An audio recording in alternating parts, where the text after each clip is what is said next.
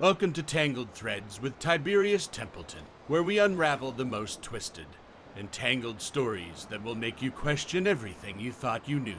My deadbeat dad wants to build a relationship now that I am successful.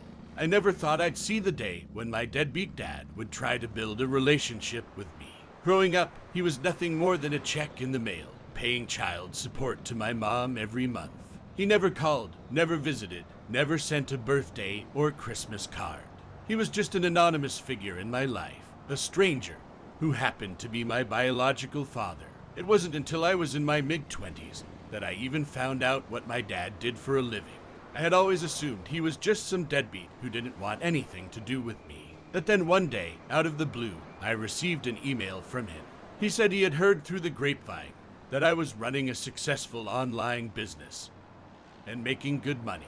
He wanted to meet up and talk. At first, I was skeptical. Why would he want to build a relationship with me now, after all these years? But then I realized that maybe he was just proud of me. Maybe he wanted to make amends for all the years he had missed out on. So I agreed to meet him.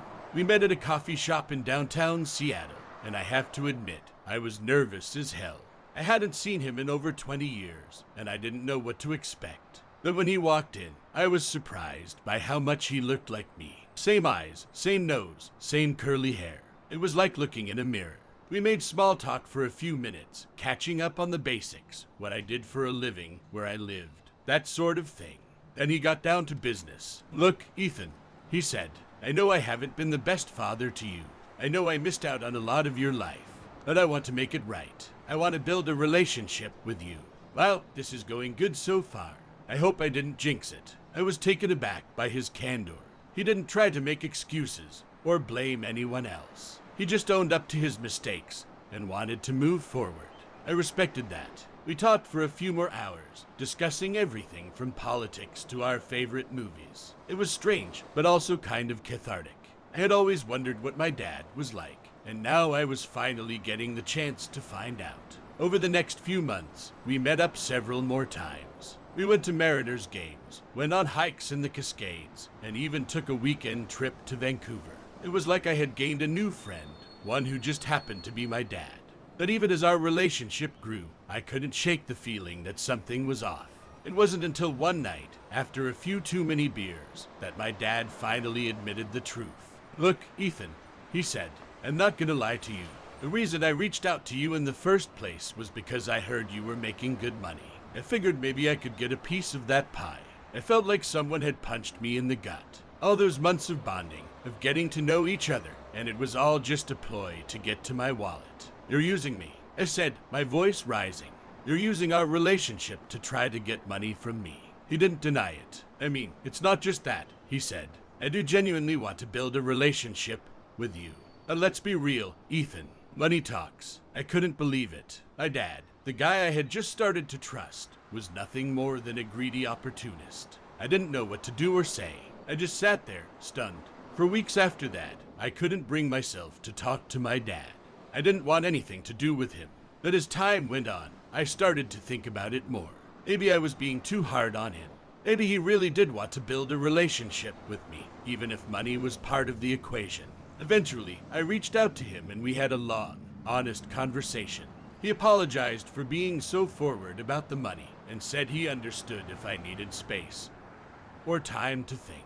He also reiterated that he really did want to build a relationship with me, no matter what. After a lot of reflection, I decided to give him another chance. We started meeting up again, but this time I made it clear that I wasn't going to just hand over money to him. He seemed to understand and respect that. Over time, our relationship grew stronger. We went on more adventures, tried new things, and talked about everything under the sun. I even introduced him to my girlfriend, who he absolutely adored. Looking back on it all, I'm still not sure how I feel about my dad using my success as a way to reach out to me. But at the end of the day, I'm glad we were able to build a relationship despite that. I never thought I'd be able to call him my dad, but now I do. It's not perfect, and we still have our moments of tension and frustration. But I'm grateful for the chance to get to know him, to find out what makes him tick, and to share a bond that I never thought was possible. Sometimes, life takes unexpected turns, And sometimes, those turns lead to unexpected relationships. In my case, it led to a relationship with the man who was once just a stranger paying child support. And I'm grateful for that, even if it took a bit of a rocky start to get there. So I didn't jinx it. That's good to know. If I learned nothing else today, may it be how you feel about this story. I beg you to tell me in the comments section below. The next tale is waiting to be told. My dream of playing football has been destroyed. Growing up in Chicago, football was everything to me. From the time I was a little boy, I had dreams of playing in the NFL. My parents always encouraged me, telling me that with hard work and determination, I could achieve anything I set my mind to.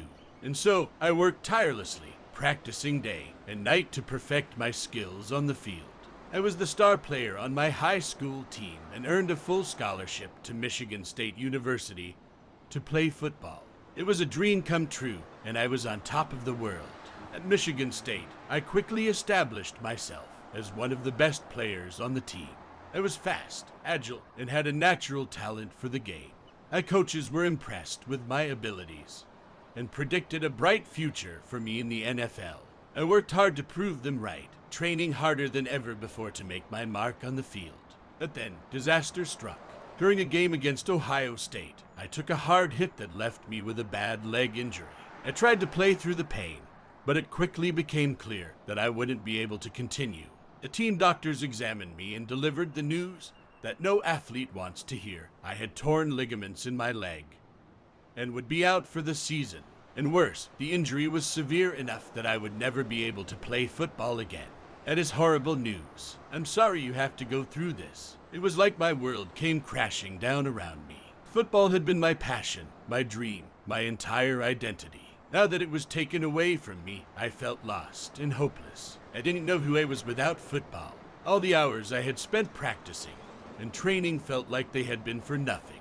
All the sacrifices my parents had made to help me pursue my dream felt like they had been in vain. I spent months in physical therapy, trying to heal my leg, and come to terms with the fact that I would never play football again.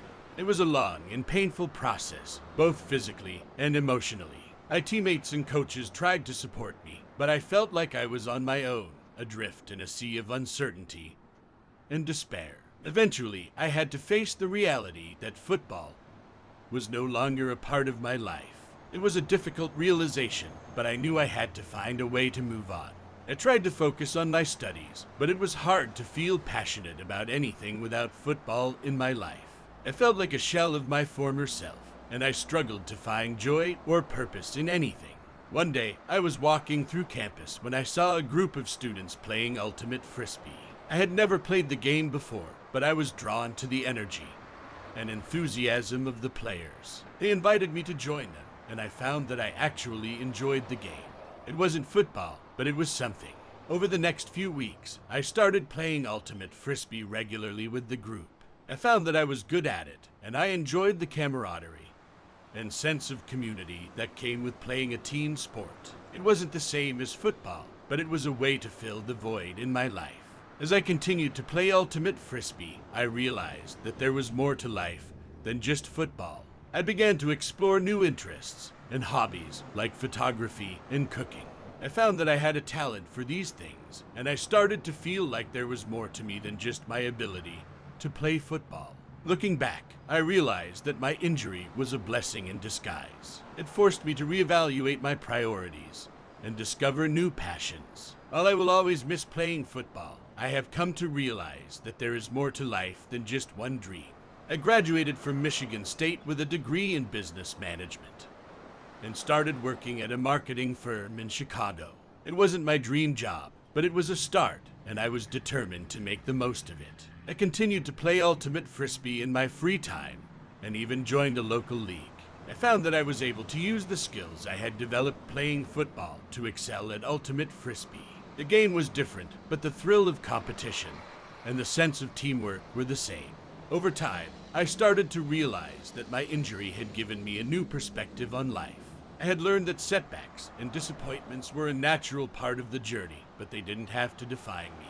I had learned to be resilient and adaptable, to find joy and purpose in unexpected places. Years went by, and I continued to build my career and pursue my interests. I got married, started a family, and even began coaching youth ultimate frisbee. While football would always hold a special place in my heart, I had found a new path in life, one that was just as fulfilling and rewarding. Looking back on my journey, I realized that my dream of playing football had not been destroyed, but rather transformed. My injury had forced me to confront my limitations and to find new ways to channel my passion and energy. While it had been a difficult and painful experience, it had also been a catalyst for growth and transformation. In the end, I learned that life was not about achieving one dream, but about embracing the journey and finding new dreams along the way. I will always be grateful for the lessons I learned playing football, but I am equally grateful for the new opportunities and experiences that my injury opened up for me. My dream of playing football may have been derailed, but it had also led me to new heights and new horizons. Well, now it's time for a drink. I don't think my life would be complete without getting your input on the matter. So please, leave it in the comments section below. The next story awaits. I am going to die alone. I am going to die alone. That was the diagnosis I received from my doctor a few days ago.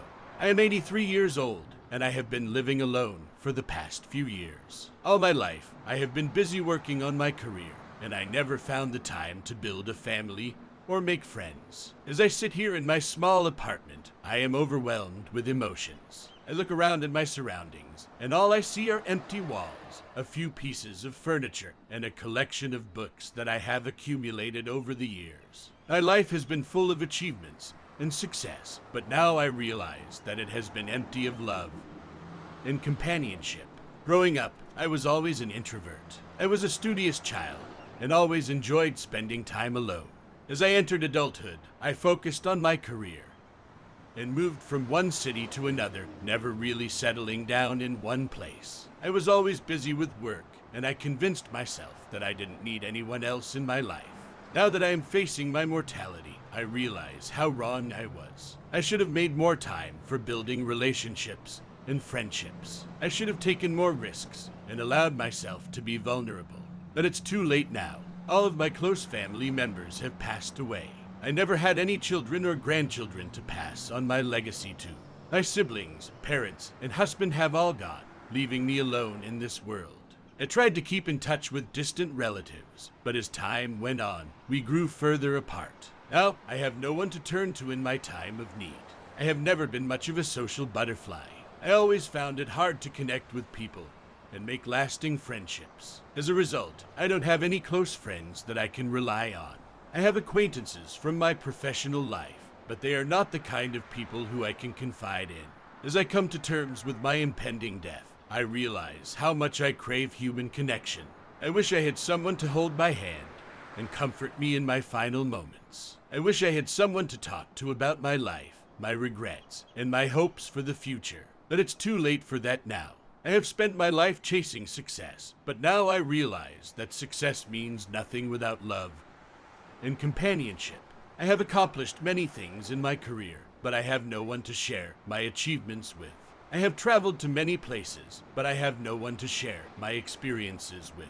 I have read many books, but I have no one to discuss them with. As I sit here in my apartment, I wonder what the future holds for me. I know that I will die soon, and I am scared. I am scared of dying alone, scared of what lies beyond, and scared of what my legacy will be. I wish I could go back in time and change things. I wish I could have been more open to love and companionship. I wish I could have made more time for building relationships and friendships. But it's too late for that now.